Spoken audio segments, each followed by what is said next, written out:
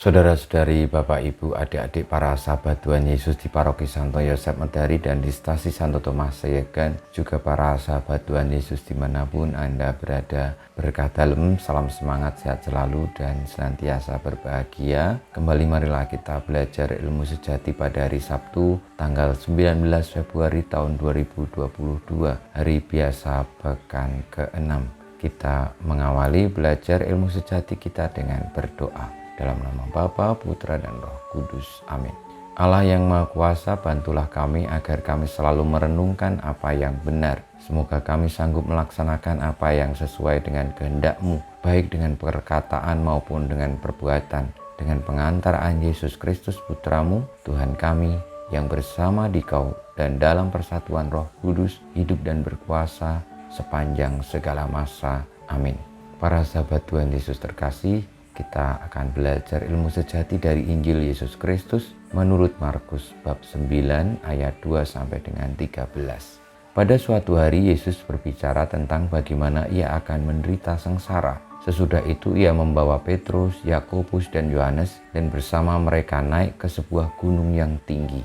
Di situ mereka sendirian saja. Lalu Yesus berubah rupa di depan mata mereka dan pakaiannya menjadi sangat putih berkilat-kilat. Tak ada seorang pun di dunia ini yang sanggup mengelantang pakaian seperti itu.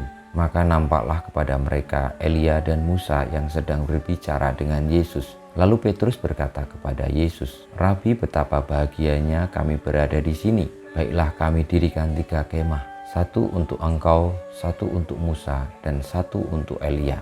Petrus berkata demikian sebab tidak tahu apa yang harus dikatakannya, karena mereka sangat ketakutan. Maka datanglah awan menaungi mereka, dan dari awan itu terdengar suara, "Inilah anakku yang terkasih, dengarkanlah dia." Dan sekonyong-konyong waktu memandang sekeliling, mereka tidak lagi melihat seorang pun di situ, kecuali Yesus seorang diri. Pada waktu mereka turun dari gunung itu, Yesus berpesan supaya mereka jangan menceritakan kepada siapapun apa yang telah mereka lihat itu sebelum Anak Manusia bangkit dari antara orang mati. Mereka memegang pesan tadi sambil mempersoalkan di antara mereka apa yang dimaksud dengan bangkit dari antara orang mati. Lalu mereka bertanya kepada Yesus, "Mengapa ahli-ahli Taurat berkata bahwa Elia harus datang dahulu?" Yesus menjawab, "Memang Elia akan datang dahulu dan memulihkan segala sesuatu. Tetapi bagaimanakah halnya dengan Anak Manusia? Bagaimana tertulis bahwa ia akan banyak menderita dan akan dihinakan? Tetapi aku berkata kepadamu, memang Elia sudah datang dan orang memperlakukan dia menurut kehendak mereka sesuai dengan yang tertulis tentang dia." Demikianlah sabda Tuhan, terpujilah Kristus. Para sahabat Tuhan Yesus yang terkasih, Tuhan Yesus adalah Sang Sabda Allah, Putra Manusia. Maka kehadirannya di dunia memiliki misi, yakni untuk menyelamatkan manusia, menuntun manusia kepada kebenaran, kepada kehidupan.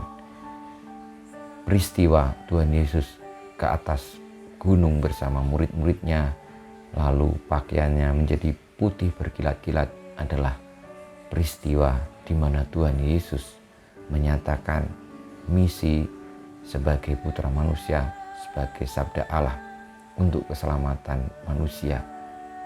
Dan misi itu terungkap ketika bukan pertama-tama soal kemuliaannya yang akan menjadi jalan dari sang putra manusia, tetapi jalan pengorbanan. Bahwa Yesus akan menderita, bahwa sang Mesias akan dikorbankan demi keselamatan semesta. Marilah kita menyadari itu dan juga di dalam hidup ini berani menjadi berkat dengan mengorbankan diri bagi keselamatan sesama.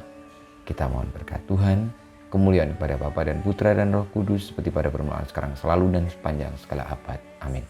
Ya Yesus, jadikanlah hati kami seperti hati-Mu. Tuhan, bersama-Mu dan bersama Roh-Mu kita semua, hidup kita, perjuangan kita untuk meneladani, mengikuti Yesus, Sang Putra Manusia, yakni dengan mengorbankan dirinya demi keselamatan dunia, senantiasa dibimbing, dilindungi, diberkati Allah yang Maha Kuasa, Bapa, Putra, dan Roh Kudus. Amin.